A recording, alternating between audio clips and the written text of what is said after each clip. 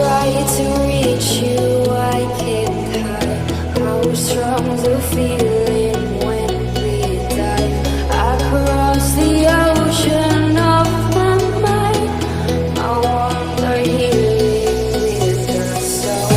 All my senses intensify whenever you and I will dive across the ocean of my mind. In the आखिर है क्या ये yoga? Okay, तो इस चीज के बारे में आपको बीच बीच में सवाल भी करना है। अगर किसी को कोई भी रिलेटेड कोई भी सवाल हो तो आप डायरेक्टली पूछ सकते हैं डॉक्टर साहब से। और अभी मैं पीपीटी के द्वारा स्क्रीन शेयर करूंगा और उसमें सारे चीज बताए जाएंगे, इसलिए आप लोग लाइन पे रहेंगे और कंटिन्यू रहेंगे। ओके, तो थैंक यू डॉक्टर साहब, आप यहाँ पे आके प्रेजेंट कर सकते हैं। मैं अभी स्क्रीन शेयर कर दे रहा हूँ। जी सर, सभी को नमस्कार।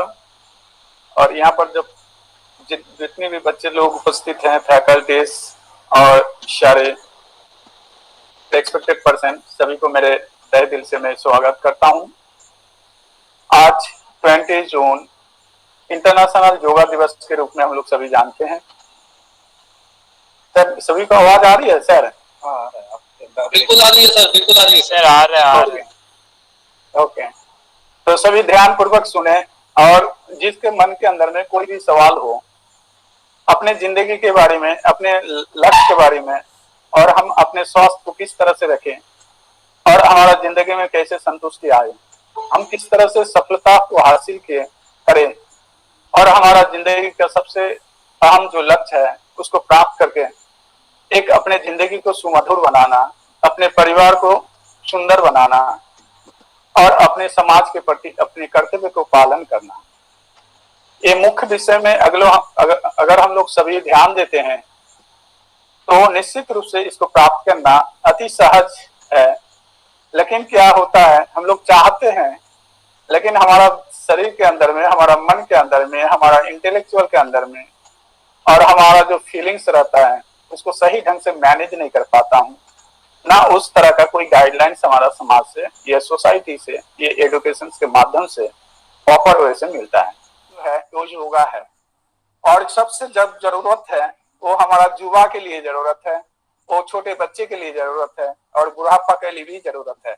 लेकिन हम लोग जो फोकस करेंगे मेनली वो हमारा यूथ, आने वाला जनरेशन जो है वो हमारा सही चीज को अगर सही ढंग से समझ लेता है और उसको अगर जिंदगी में एडॉप्ट करके इम्प्लीमेंट करता है तो निश्चित रूप से मैं अपने सफलता को हासिल करूंगा। तो इसी तरह से इस बात को ध्यान में रखते हुए जो हमारा आज का डेट में वर्तमान परिस्थिति में हमारा साथ ये सारी चीज को प्राप्त करते हुए क्या क्या समस्या आती है, हमारा जिंदगी को जाने में, जन्म से जो मृत्यु तक का जर्नी करता हूँ और उस जर्नी में हमारा जिंदगी में क्या बाधक तथ्य हैं, दैट्स मीन्स कौन कौन चीज हमारा ऑब्स्ट्रक्शन क्रिएट करता है, इस चीज में हम लोग समझेंगे। और वो ऑब्स्ट्रक्शन को अगर हम पहचान जाता हूँ तो निश्चित रूप से हम अपने जिंदगी को सही ढंग से गतिशील कर सकता हूँ। तो एक चीज को समझ गए, जो प्रकृति के माध्यम से जो भी घटना घटती है वो इंफॉर्मेशन को बनाता है और वो इंफॉर्मेशन हमारा दिमाग में जाता है और इमेज, अनुमान और कल्पना, डिसीजन और डिजायर, फिर उसी के हिसाब से मैं डिसीजन लेता हूँ और कुछ कर्म करता हूँ। और कुछ जो कर्म है वो हमारा जिंदगी में प्रभाव डालता है, वो रिजल्ट के रूप में आता है और वो परिणाम के रूप में आता है। मेरे आत्मा उसको महसूस करता है और परिणाम के रूप में समाज उसको देखता है। तो आज का डेट में एक बच्चे के रूप में अगर देखता हूँ जो मैं 10th पास किए हैं तो मेरे सामने 12 पास किए, फिर हम कॉलेज में जाता हूँ तो कॉलेज में जाने के कारण दो तरह का इंफॉर्मेशन मिलता है। एक तो नेगेटिव इंफॉर्मेशन जो कि हमारा सोसाइटी से आता है, हमारा फ्रेंड से आता है, हमारा नेगेटिव सोर्सेस से आता है, जो कि हमारा मोबाइल और इंटरनेट भी एक माध्यम बन चुका है। तो ये होता है नकारात्मक दृष्टि। और दूसरा जो है एक होता है पॉजिटिव, अर्थात सकारात्मक दृष्टि के द्वारा हमारा इंफॉर्मेशन आता है। तो सकारात्मक क्या है, मेरे फ्रेंड्स, एक अच्छे दोस्त भी, अच्छे सोचने वाला इंसान, अच्छे परिवार से आया है, अपने अच्छे सोसाइटी से आया है, निश्चित रूप से उसका दिमाग के अंदर में जो रिसीव कर रहेगा, ग्रहण करने का क्षमता जो है वो सकारात्मक है। तो निश्चित रूप से मेरे फ्रेंड अगर पॉजिटिव हो जाता है तो निश्चित, और हमारा एनवायरमेंट आसपास का आदमी बहुत ही पॉजिटिव हो जाता है, मुझे पॉजिटिव इंफॉर्मेशन मिलता है मेरे एजुकेशन के माध्यम से, मेरे सोसाइटी के माध्यम से, मेरे फैमिली के माध्यम से, तो निश्चित रूप से हमारा दिमाग के अंदर में वो इंफॉर्मेशन 5 सेंसरी ऑर्गन के द्वारा हमारा ब्रेन के अंदर में जाएगा और फिर हम कल्पना करेंगे, फिर उसके आधार पर मैं कुछ सिद्धांत लेंगे, ये डिजायर क्रिएट करेंगे कुछ बनने के लिए। इसीलिए हमेशा आइडियल पर्सनालिटी को देखना चाहिए और जो प्रकृति के लिए, समाज के लिए, देश के लिए कुछ हितकारक काम करता है, उसके अंदर में पॉजिटिविटी है, उसी इंफॉर्मेशन को साथ कनेक्ट करते हुए, दैट्स मींस योग का स्थापन करते हुए, उस इंफॉर्मेशन को लेते हुए हमारा दिमाग के अंदर में वो इमेजिनेशन क्रिएट करना, फिर डिजायर क्रिएट करना, फिर सिद्धांत लेते हुए कुछ कर्म करना, वो हमारा सकारात्मक कर्म में भी रूपांतरित होता है। तो मूल रूप में देखा जाए, ये मेरे मनुष्य के रूप में जब जन्म लेता हूं तो वो सकारात्मक शक्ति ही हमको प्रभावित करता है, परिचालन करता है। लेकिन समाज में कुछ घटना जो नेगेटिविटी है, जो हमारा डिफरेंट सोर्स से आता है, जैसे हमारा मैन से आता है, घर से आता है, हमारा एजुकेशन के माध्यम से कुछ चीज मिलावट भी हो जाता है। मैं जब हम डिफरेंट टाइप का एंटी सोशल वर्क करता है, इस तरह का एनवायरमेंट के साथ कनेक्टेड हो जाता हूँ, जब हमारा फ्रेंड के माध्यम से नेगेटिव इंफॉर्मेशन भी मिलता है, तब हमारा दिमाग के अंदर में वही चिंतन चलता है। इसके आधार पर भी कुछ इच्छाएं बन जाती है, जो प्रवृत्ति बन जाती है, वो दुखदायक है, वो शॉर्ट पीरियड में हमको सुख देता है, लेकिन उसका परिणाम भयंकर है, जिसके पिक्चर के माध्यम से हम लोग अनुमान और कल्पना कर सकता हूँ। और हमारा जिंदगी में ये छोटे छोटे अनुभव के द्वारा अनुभव में भी है। इसीलिए इस बात को हम लोग समझ सकते हैं। इसीलिए छोटे छोटे काम जब हम लोग करते हैं, उसी के आधार पर इस चीज को समझने के प्रयास करना चाहिए। जब मैं पढ़ाई करता हूँ और अगर मान लीजिए टाइम, लेबर, नॉलेज को सही ढंग से इस्तेमाल नहीं करता हूँ, तो मुझे लोड आ जाता है और परीक्षा के सामने आते ही मैं टेंशन में चला जाता हूँ और उस टाइम में बहुत तरह का डिप्रेस, एंजाइटी का और इंसोम्निया का प्रॉब्लम आता है। मैं अपने बिहेव को सही ढंग से नहीं रख पाता हूँ, मैं टीचर के साथ भी मिसबिहेव करता हूँ, अपने परिवार के साथ भी करता हूँ। ये सारे चीज को समझ गए, तो इसको ओवरकम करना कैसे है, ये सारे चीज को समझना है। तो ये केवल मात्र स्टूडेंट लाइफ में नहीं है, नेगेटिव लाइफ जो है, नेगेटिव इंफॉर्मेशन जो है, अगर मैं जिंदगी में सफल होकर एक अच्छे डॉक्टर भी बन जाता हूँ और एक इंजीनियर भी बन जाता हूँ और सोसाइटी के एक अच्छे रिस्पॉन्सिबिलिटी पर्सन भी बन जाता हूँ, तो मेरे पास पैसा साधन का कमी नहीं रहेगा। लेकिन नेगेटिव सोच है तो निश्चित रूप से मैं किडनी बेचने वाला एक डॉक्टर बनूंगा, एक एंटी सोशल वर्क बन सकता हूँ, एक घूसखोर वाला ऑफिसर बन सकता हूँ, एक माने क्या बोलेंगे भ्रष्टाचारी एक इंजीनियर बन सकता हूँ। तो इस तरह से हर क्षेत्र में जो गड़बड़ी होता है वो नेगेटिव सोच होता है, नेगेटिव एनर्जी होता है, और हमारा नेगेटिव सोच के कारण और नेगेटिविटी का साथ इन्वॉल्व होना और कुछ पॉजिटिविटी का आभास के कमी के कारण ये सारे सतह ही डेवलप करता है। तो निश्चित रूप से सभी को इस विषय में केवल मात्र बच्चे को नहीं, जो भी कर्म में हम लोग इन्वॉल्व हैं, अगर थोड़ा सावधान पूर्वक इस विषय में चिंतन करूं कि कौन सा नेगेटिव है और कौन सा पॉजिटिव है, कौन सा चीज मेरे लिए हानिकारक है और मेरे लिए कौन सा सहायक है, जिंदगी बनाने वाला है, पर्सनालिटी बनाने वाला है, और वो मुझे जिंदगी को सुख ही दे सकता है, मेरे परिवार को सुखी बना सकता है, मेरे सोसाइटी के लिए अच्छे बन सकता है। तो इस विषय में हम लोग फर्स्ट हो गए हैं। तो इसी तरह से तो इस चीज को हम लोग किस तरह से, एक तो नेगेटिव थॉट आ जाता है, लेकिन हम लोग कैसे कंट्रोल करूं और इस तरह का बाधक तथ्य से जो ऑब्स्ट्रक्शन क्रिएट करता है मेरे जर्नी में, उससे कैसे बचूं, इस विषय में हम लोग थोड़ा सा दृष्टि डालते हैं। तो हाँ, तो आज का डेट में जो एक प्रॉब्लम के बारे में हम लोग जो चर्चा किए, निश्चित रूप से ये सबके साथ घटना घटती है, तो ये सबका अनुभव में है, सबका कल्पना में है, और सभी व्यक्ति हम लोग इस तरह का प्रॉब्लम फेस करता हूँ। इसीलिए हम लोग ना पारिवारिक रूप से, ना छोटे बच्चे के रूप में, ना एक बुढ़ापा के रूप में सुख और शांति को महसूस कर पाता हूँ। तो इस चीज को मैं सॉल्यूशन के रूप में जो देखता हूँ, इसके ऊपर में मैं जो रिसर्च स्टडी करता हूँ, इसके बारे में जो सोचता हूँ, अभी भी हमारा योगा के बारे में और पतंजलि का जो कॉन्सेप्ट है जो कि बहुत पुराना है, इसके ऊपर में हम रिसेंटली 1 साल से इसके बारे में सोचना शुरू किए हैं और निश्चित रूप में इतनी जानने के बाद मुझे महसूस हुआ कि अगर जिंदगी सुधार सकता है और जीवन अगर परिवर्तन ला सकता है, अब एक व्यक्तित्व को निर्माण कर सकता है, एक परिवार को अगर शांतिपूर्ण परिवार बनाना सकता है, एक अच्छे सोसाइटी बना सकता है, एक अच्छे रास्ते बना सकता है, तो निश्चित रूप से हमारा योगा जो है 21 जून को जो सिलेक्ट किया गया, जिन महापुरुष के द्वारा, जिस थिंकर के द्वारा, जो साइंटिस्ट के द्वारा ये एक्सेप्ट किया गया, और ये एक्सेप्ट करने के बाद इसको जब हमारा इंटरनेशनल जगह में रखा गया, तो उस जगह भी वो जो पार्लियामेंट है जहाँ पर विचार चिंतन चलता है, और उसको भी एक्सेप्ट किया और उसको प्रोवाइड किया, उसको एक्सेप्ट करके फिर प्रोवाइड इम्प्लीमेंटेशन किया, और सभी देश, आज पूरा देश जो है विश्व का सर्वश्रेष्ठ जगह में ये पहुंच चुका है, सर्वे मैंने पूरा whole over the world spread of yoga. तो मैं कहना चाहता हूँ ये योगा का मुझे आज जो महसूस होता है, एक बात हम शेयर कर लूं क्योंकि भूल जाऊंगा। 2015 में जैसा हमारा ये ग्रीनिच बुक में योगा का जितने सारा मनुष्य इसमें इन्वॉल्व हुआ, जितने सारा साधक इसमें इन्वॉल्व हुआ, जितने पर्सन हुआ, उससे कई गुना ज्यादा इस साल होने वाला है। और ये साल जो है निश्चित रूप से मुझे लगता है ये ग्रीनिच बुक का वो रिकॉर्ड तोड़ने वाला है। तो ये दिन बहुत इम्पोर्टेंट है और मेरे भी सौभाग्य है जो आप लोगों को समक्ष है और मुझे भी एक अच्छा महसूस हो रहा है। तो ये योगा जो है इसके बारे में इंट्रोड्यूस क्यों हुआ, आज 21 जून को हम लोग जो पूरा भारत में नहीं तथा विश्व में हम लोग क्यों पालन कर रहा हूँ, इसमें क्या इम्पोर्टेंट है, महत्व क्या है, ये क्या सही में या हमारा जिंदगी में प्रॉब्लम सॉल्व कर सकता है। तो निश्चित रूप से ये सॉल्यूशन के बारे में इसको समझना चाहिए। तो योग के बारे में मैं पहले तो एक इंट्रोड्यूस देंगे। ये एक साइंटिस्ट था जो कि बहुत पुराना एशियन साइंटिस्ट, जिसको हम लोग ऋषि मुनि के रूप में जानते।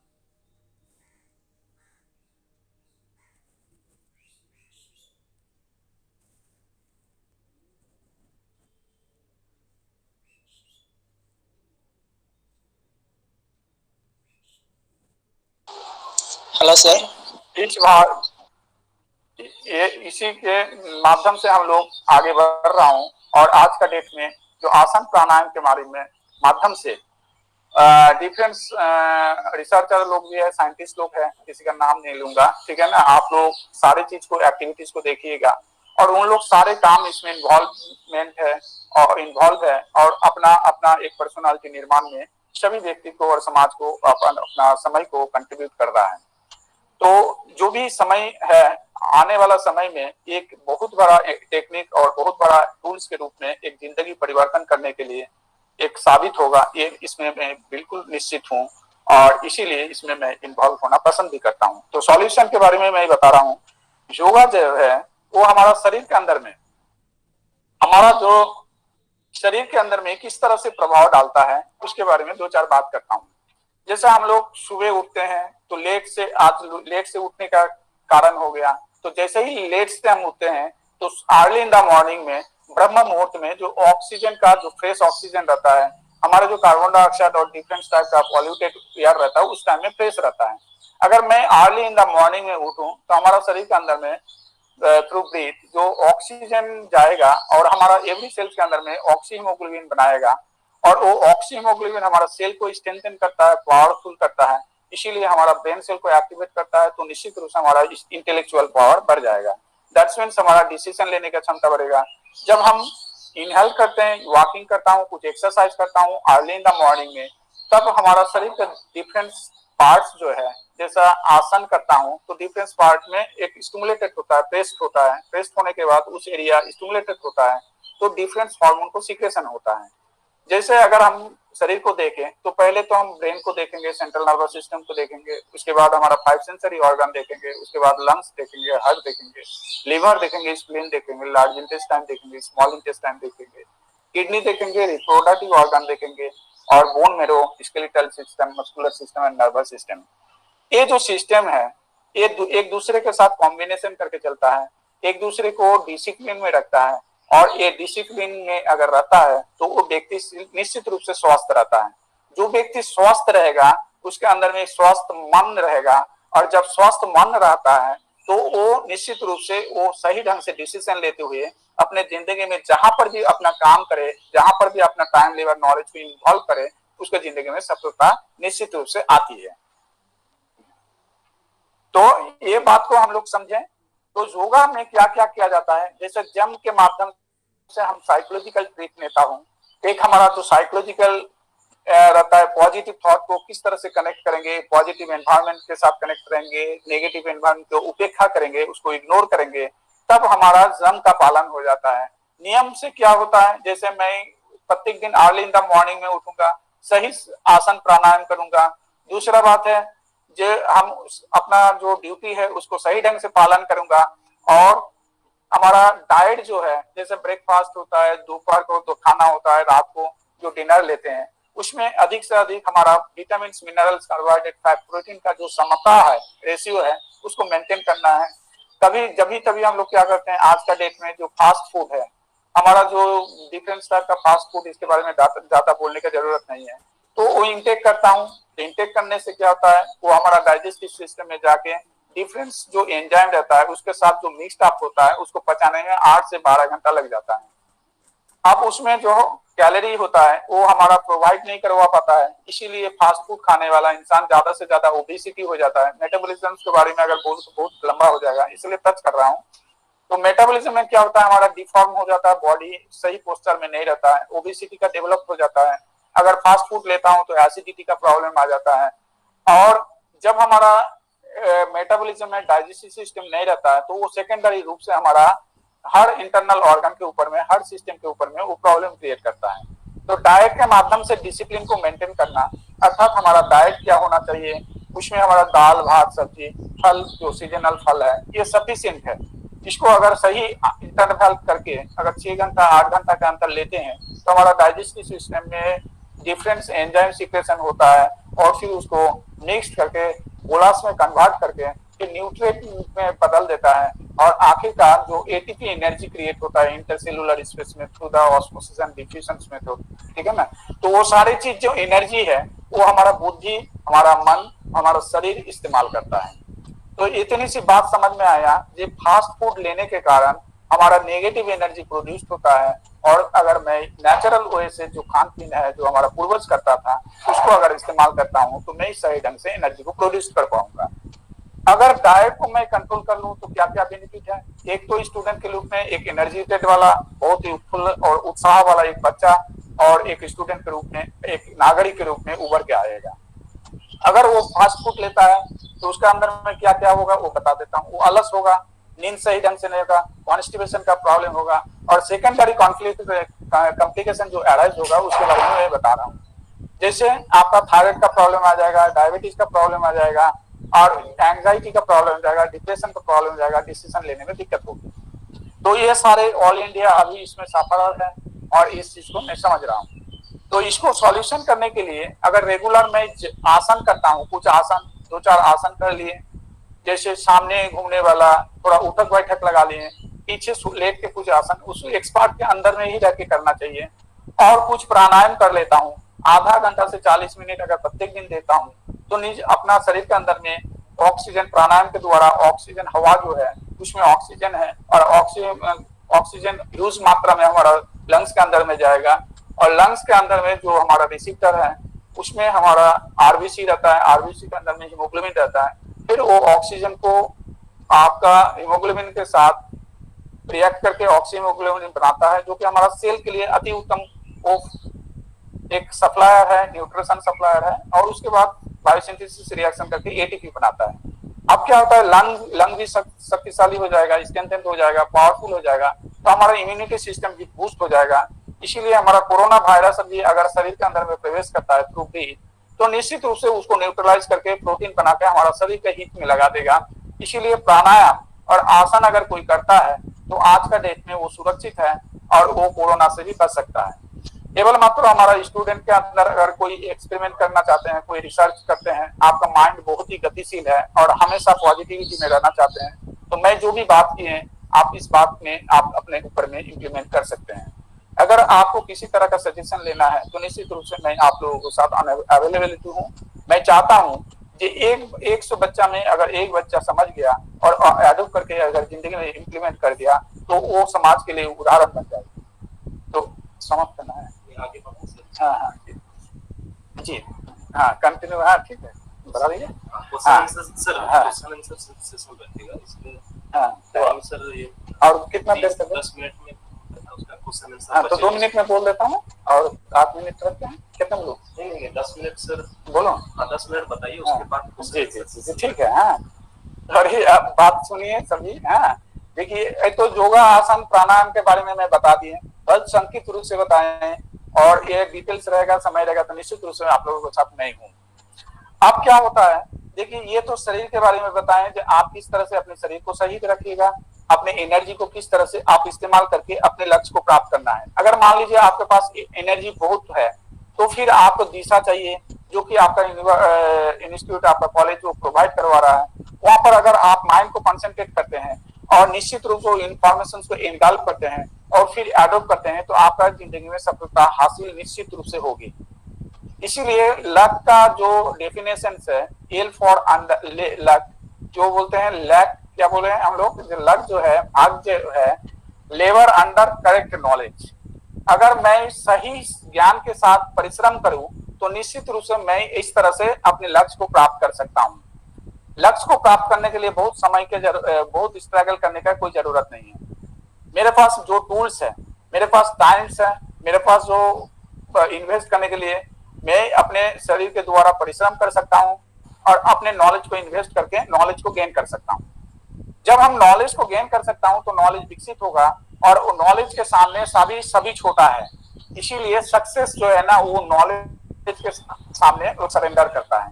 तो इस नॉलेज को किस तरह से विकसित करूं, उसके लिए एक माइंड को कंसंट्रेट करना है, जो कि हमारा पतंजलि ने ज्ञान रूप में बताया।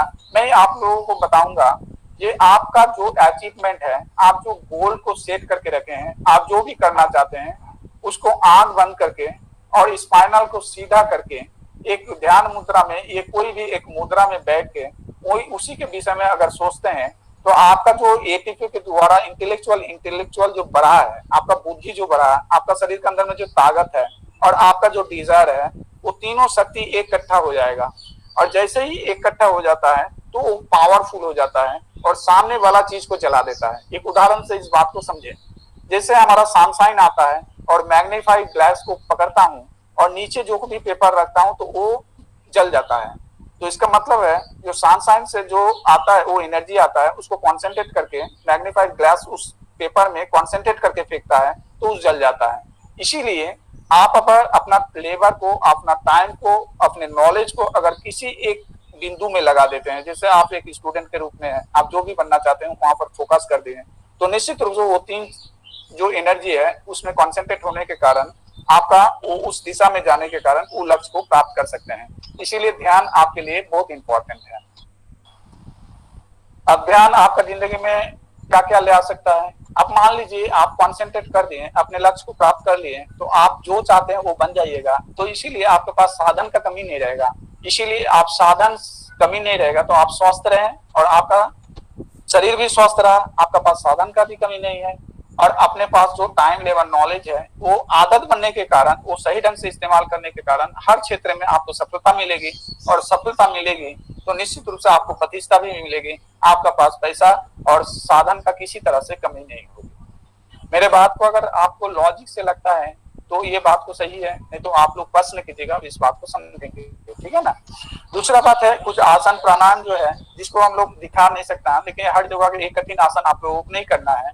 छोटे छोटे आसन जो है सूक्ष्म व्यायाम के माध्यम से आपका गूगल और यूट्यूब में अवेलेबिलिटी है। लेकिन मैं चाहूंगा जो कोई साधक के अंडर में रख के सही ढंग से समझते हैं और जम क्या है, नियम क्या है, आसन क्या है, प्राणायाम क्या है, प्रत्याहार क्या है, ध्यान क्या है, धारणा क्या है, समाधि क्या है, धारणा क्या है, ध्यान क्या है, समाधि क्या है, उस चीज को अगर समझ जाते हैं तो कोई ये स्पिरिचुअलिटी नहीं है, ये पूरा साइंटिफिकली है, ये लॉजिकली है और आपका हित का काम चीज है और अपने आप को सही ढंग से ड्राइव कर सकते हैं, अपने जिंदगी को, लक्ष्य को प्राप्त कर सकते हैं, अपने जितनी दूर भावना है उससे बच सकते हैं, अपने आप को पॉजिटिविटी एनवायरमेंट में रख के एक लक्ष्य को प्राप्त करके खुद के लिए, अपने परिवार के लिए, अपनी सोसाइटी के लिए, एक राष्ट्र के लिए एक अच्छे इंसान बन सकते हैं। सभी को धन्यवाद। कोई भी सवाल हो तो पूछें। Hello sir. जी सर। Hello sir. हाँ सर, नमस्कार, बोल रहा हूँ। सर आपको अगर बुरा ना लगे तो सर आप कुछ हम लोग को योगा सिखाएंगे सर, कुछ सर ट्रिक्स सर, योगा करने के लिए सर। अभी सीखना चाहते हैं? अभी टाइम है तो सर आप थोड़ा बता दीजिए सर। हाँ तो सुनिए ना, कुछ नहीं करना है। एवरी जॉइंट, ये जो छोटे छोटे जॉइंट है, मेरे बात समझ में आ रहा है? Yes, कुछ हो गया क्या? यस सर आ रहा है सर। आ रहा है? हाँ जी। तो ये एवरी जॉइंट जो है ना, ये छोटे छोटे जॉइंट को ध्यान दीजिएगा। ये गर्दन का जॉइंट को ध्यान दीजिएगा, आप एल्बो जॉइंट को ध्यान दीजिएगा, आप शोल्डर जॉइंट को ध्यान दीजिए, और लंबर को, घुटना को और पैर को। तो पहले ये छोटे छोटे स्मॉली मूवमेंट करना है, इस तरह से रोट करना है। और जो प्राणायाम है ना, जैसे आप लंबा सांस को लीजिए, पूरा लंबा सांस लेना है जब तक ले सकते हैं, जब तक ले सकते हैं, फिर धीरे से छोड़ना है।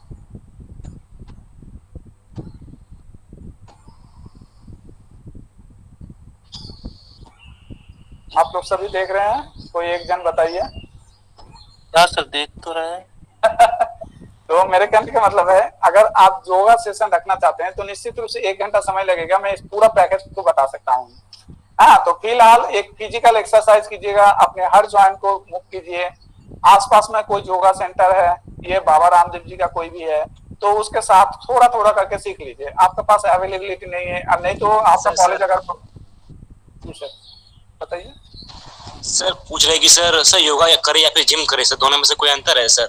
हाँ जी, मैं बता रहा हूँ।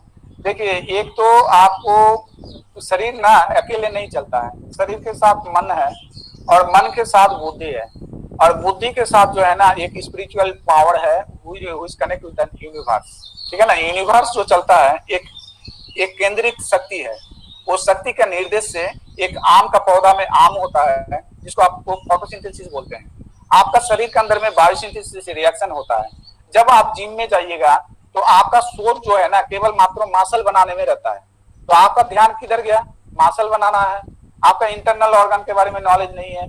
आप हार्ट को किस तरह से हैंडलिंग कीजिएगा, लंग्स को किस तरह से हैंडलिंग कीजिएगा, तो फिर क्या होगा? मासल बढ़ते जाएगा, इंटरनल ऑर्गन कमजोर हो गया, लीवर कमजोर हो गया। आप जिम में जाइएगा तो आपको बोलेगा हाई प्रोटीन लीजिए, ये इंजेक्शन लेना है।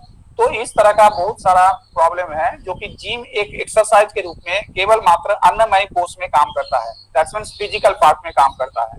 उसको हार्मोनल कोई बैलेंस नहीं लाता है। योगा एंड प्राणायाम क्या करता है?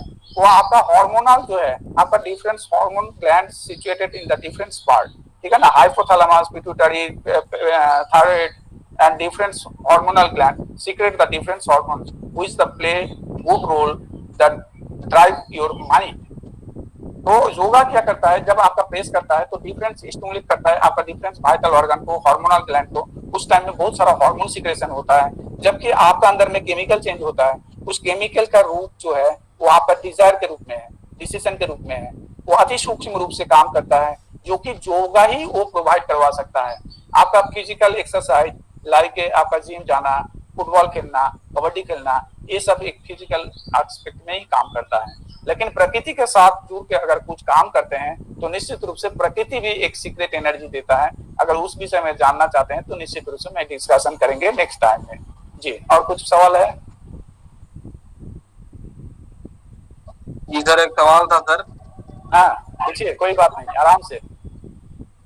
जैसे कि हम लोग सुबह रनिंग करते हैं सर, उसके बाद फिर अपना फिजिकल एक्सरसाइज करते हैं, और उसके बाद फिर जिम में एक्सरसाइज करते हैं, तो फिर योगा कब करें सर? बिल्कुल जी। देखिए, हम क्या चॉइस करता हूँ वो मेरा मामला है, ठीक है ना। सबसे पहले बात है हमारा पास सही नॉलेज होना चाहिए। क्लियर कॉन्सेप्ट रहेगा तो मेरे पास क्लियर चॉइस रहेगा।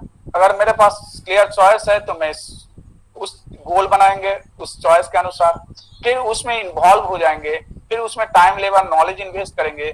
अगर मेरा इन्वेस्टमेंट सही है तो निश्चित रूप से मेरे जो सफलता आएगी, मैं जो इन्वेस्ट करने के बाद जो बेनिफिट मिलेगा उसमें अगर मैं संतुष्ट हूं तो मैं सबसे ज्यादा सेटिस्फेक्शन पर्सन हूं इन द सोसाइटी।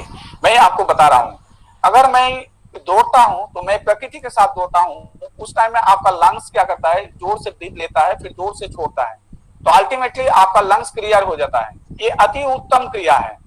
दूसरा बात आप बताएं, जे आप जिम में जाते हैं ना, क्या करते हैं बताइए? पहले तो दौड़ने के बाद जिम में जाते हैं, ठीक है ना? दौड़ने के बाद सर अपना फिजिकल एक्सरसाइज जो होता है पीटी सर। हाँ, पीटी करते हैं। तो देखिए आप उस टाइम में क्या सोचते हैं, आप सोचते हैं केवल मात्र मैं अपना शरीर को ठीक करता हूँ। एक जोगी जो सोचता है ना, वो बोल रहा है कि मैं अपने मन को कंट्रोल कर रहा हूँ, मैं मेंटल एक्सरसाइज कर रहा हूँ, मैं अपने इंटेलेक्चुअल को मैनेज कर रहा हूँ, मैं अपने बॉडी का केमिकल को चेंज कर रहा हूँ। तो जोगी जो है, योगा थेरापिस्ट जो है, योग साधक जो है, योग का स्टूडेंट जो है, उसका दिमाग के अंदर में कौन सा इमेज रहता है? मैं अपने थॉट को मैनेज कर रहा हूँ, मैं अपने डिजायर को कंट्रोल कर रहा हूँ, मैं अपने डिसीजन को ले रहा हूँ, मैं शरीर को स्वस्थ कर रहा हूँ शरीर से कर्म करने के लिए, और जो भी कर्म करूंगा वो सकारात्मक कर्म करूंगा, और जो सकारात्मक कर्म का फल जो आएगा वो सकारात्मक आएगा। इसीलिए मुझे खुद में संतुष्टि महसूस होता हूँ, मैं समाज के लिए अच्छे बच्चा बन जाता हूँ, मैं घर के लिए भी अच्छे बच्चा बनता हूँ, और मैं एक सोसाइटी के लिए भी एक लीडिंग पर्सन बन जाता हूँ। क्या मैं आपको स्पष्ट कर पाए? और नहीं तो इसी के संबंध में आप दूसरा सवाल भी कर सकते हैं, ठीक है ना? इसी संबंध में कोई हेजिटेशन नहीं। सर मतलब योगा कब करे सर? बिल्कुल जी, आप अगर आप हाँ, मैं आपको बता देता हूँ। अगर आप अपना टाइम है ना, देखिए 1 घंटा अगर आधा घंटा योगा करते हैं ना, तो आपका 24 आवर्स काम करने का क्षमता कम से कम 3 से 4 घंटा पहुंचा देगा। मैं आपको समझा पाए? मतलब पूछ रहे थे कि जैसे हम रनिंग करते हैं, जी, उसके बाद पीटी करते हैं, उसके बाद फिर अपना जिम करते हैं, तो मतलब इसमें सुबह में योगा कब करें? मतलब दौड़ने से पहले अच्छा, की आप ये सवाल। कितना घंटा करते हैं? सर दौड़ने और पीटी में 1 घंटा लग जाता है, उसके बाद जिम में 1 घंटा सर। जी जी, आप इससे ना कटौती करके अगर आधा घंटा, मेरा सजेशन है, आप अपना सकते हैं भी नहीं भी, लेकिन अपनाइएगा ना। अगर 7 दिन करते हैं तो आपका जिंदगी में परिवर्तन आएगा निश्चित है। तो केवल मात्र आधा सर घंटा बोल रहे हैं कि सर दोनों में से सर कौन सा बेस्ट रहेगा सर? सर योगा करें कि सर जिम करें सर? सर सुबह को तो सर मॉर्निंग को। हाँ सर बोलिए। योगा कीजिए। योगा करने से देखिए, मैं आपको बताऊं, आप अगर दौड़ते हैं तो वो भी आपके लिए ठीक है, क्योंकि आपका बहुत सारा बीमारी नहीं होने देगा। जो दौड़ना भी एक योगा में ही आता है। दूसरा बात है, आप योगा अगर आधा घंटा करते हैं और आपका जिम का आदि बन चुका है, जिम जाने में छोड़ने में आपको दिक्कत होगा, तो निश्चित रूप से वहां से थोड़ा सा समय बचा लीजिए, कुछ आसन कीजिए, ये जिम में ही कुछ आसन कर लीजिए, ठीक है ना? आपके लिए बहुत बेनिफिट रहेगा। सर योगा की डाइट क्या होती है? पूछ रहे थे कि सर करे कब, मतलब दौड़ने से पहले या जिम से पहले? नहीं, आप दौड़ने के बाद भी कर सकते हैं, दौड़ने के पहले भी कर सकते हैं, जिम के पहले भी कर सकते हैं, और जिम के बाद भी कर सकते हैं। लेकिन 2 घंटा से ज्यादा एक्सरसाइज नहीं करना है। 2 घंटा के अंदर में ही अपना शेड्यूल को तैयार कर लीजिए, और आपको ना बहुत ज्यादा रहेगा सर। सुबह का टाइम है जो आपके पास जब अवेलेबल टाइम है, ठीक है ना? योगा के लिए सुबह का टाइम सबसे अति उत्तम है। अगर किसी का पास समय का कमी है तो वो शाम को कर सकता है, लेकिन खाना खाने के कम से कम 2 से 3 घंटा, ये 4 घंटा के बाद। बोलिए सर योगा करने के टाइम पे या दौड़ने के बाद? देखिए ये डाइट के बारे में बता दीजिएगा। हाँ, मैं बोलूंगा, अगर आप जो दौड़ना, जो देखिए सबका रुचि अलग होता है, ठीक है ना? तो आप मान लीजिए दौड़ने के बाद आपको बहुत फ्रेश लगता है, तो दौड़ने के बाद ही आप आसन कीजिए। अगर मान लीजिए आपको लगता है कि आसन करने के बाद दौड़ेंगे तो मुझे लगेगा कि वो ठीक नहीं बैठेगा, इसलिए दौड़ के आके फ्रेश होके आप योगा कीजिए, उसके बाद आप जिम जाइए, ठीक है ना? दूसरा, आप डाइट के बारे में कोई सवाल कर रहे थे? डाइट के बारे में सर ऐसा डाइट बताइए ना जिससे मतलब असकत ना लगे पढ़ने में, और योगा के बाद वो कंफर्टेबल भी हो।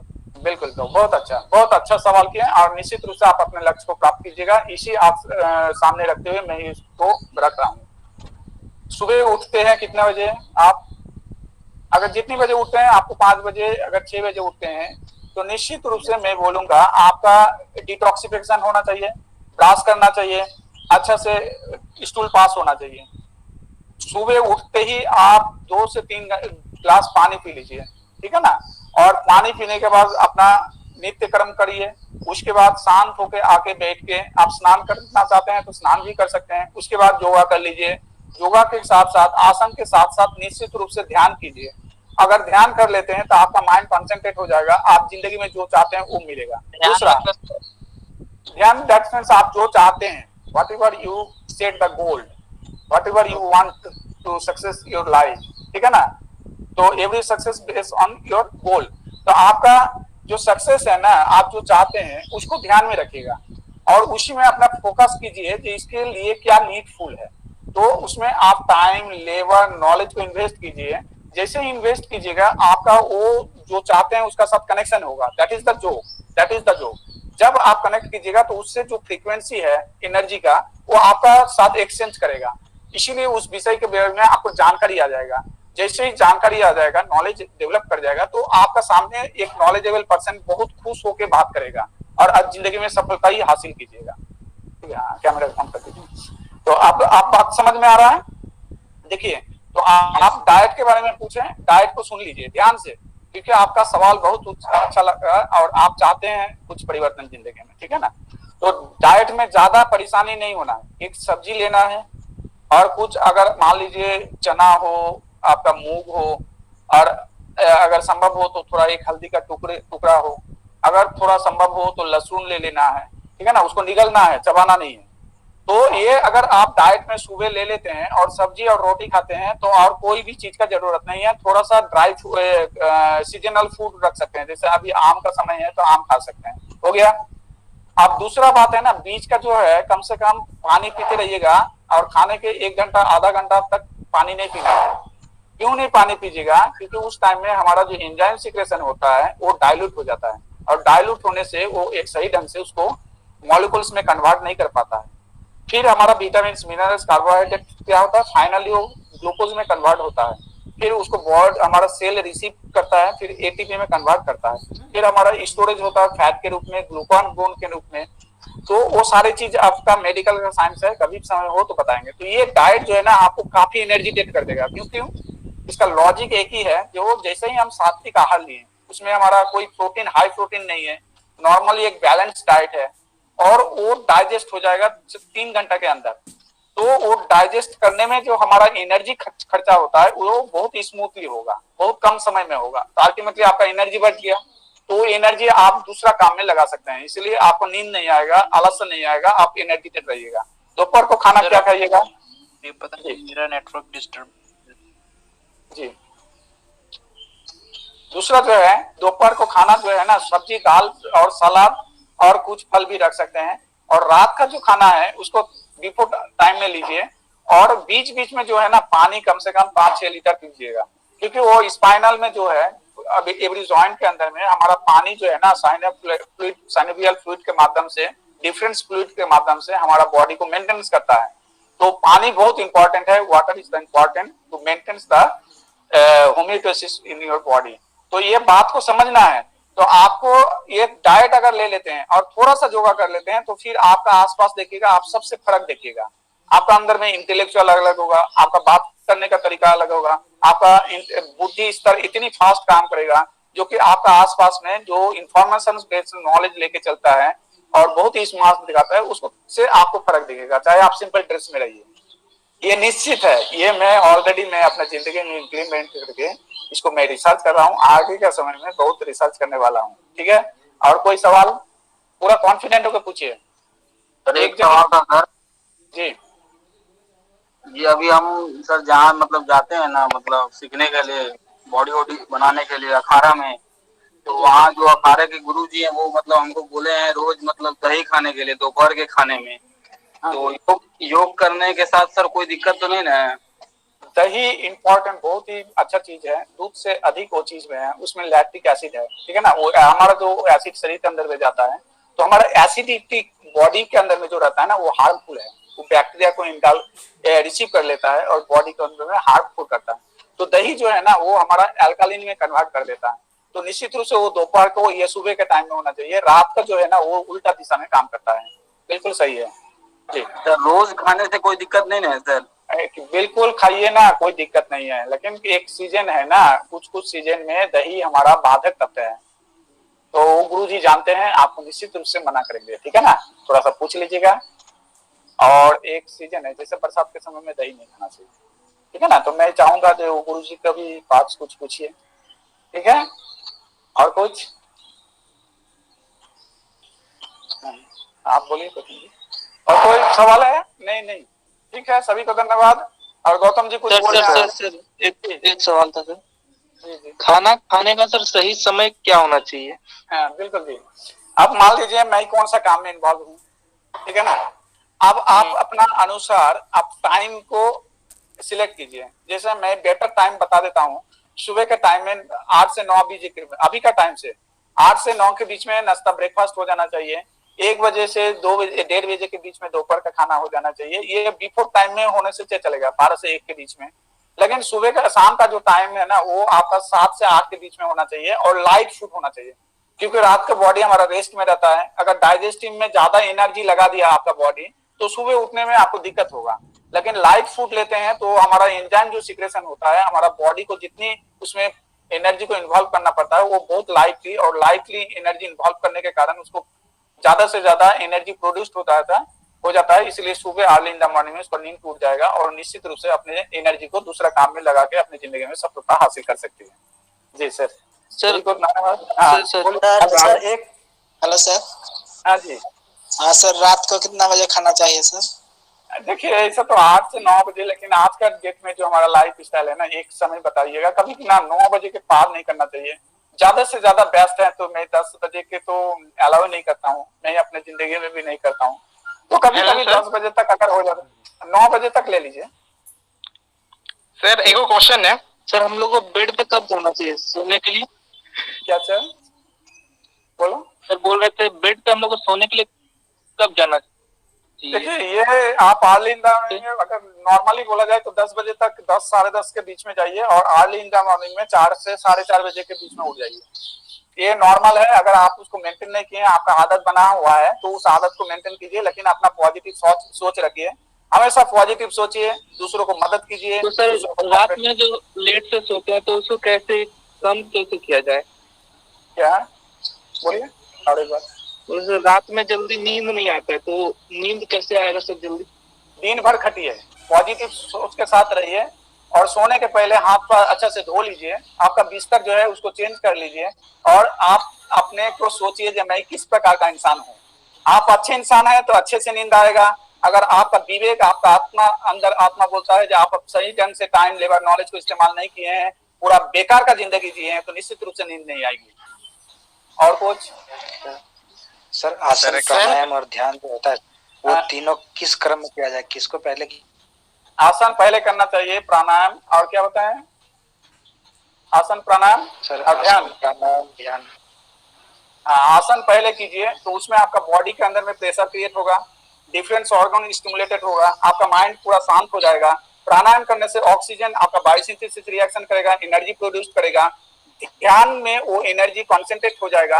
आप जो लक्ष्य प्राप्त करना चाहते हैं उसको तुरंत अचीव कर लीजिएगा, ये निश्चित है। दूसरा क्वेश्चन पूछ लीजिए, मन भर के क्वेश्चन पूछिए, कोई बात नहीं। हाँ सर आप ले सकते हैं सर। अगर सर अभी तो फिलहाल सर ऑनलाइन क्लास चल रहा है, जैसे स्टूडेंट को मोबाइल का आदत लग गया तो स्टूडेंट को मोबाइल का आदत कैसे छुटाया जाए? ये लास्ट क्वेश्चन ले रहा हूँ, ठीक है।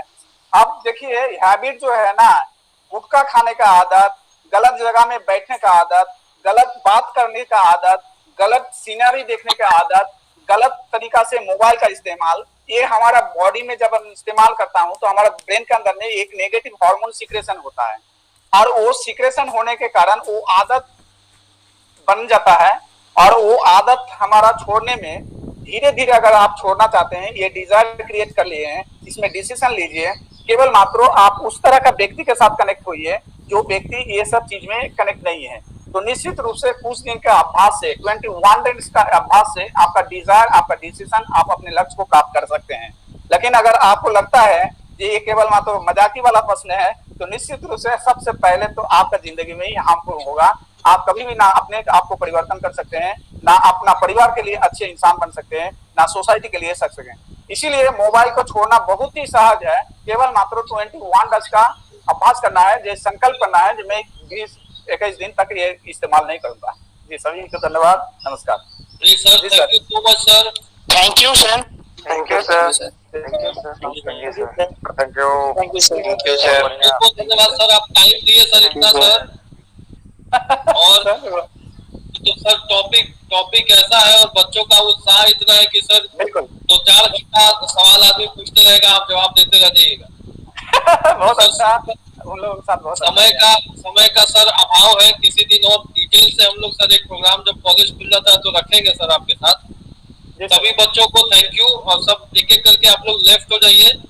सर नेक्स्ट प्रोग्राम जो है होगा सर, योगा सिखाने के लिए कभी बुलाइए सर। कॉलेज खोलने दीजिए, कॉलेज खुलेगा तो पूरा सेशन चलेगा योगा का, ठीक है। आइए आप लोग लेफ्ट हो जाइए। Thank you sir, bye sir. Ashok ji धन्यवाद, thank you sir, bye sir. Thank you sir. मुझे भी लिखना है, कर दीजिए, बोल दीजिए।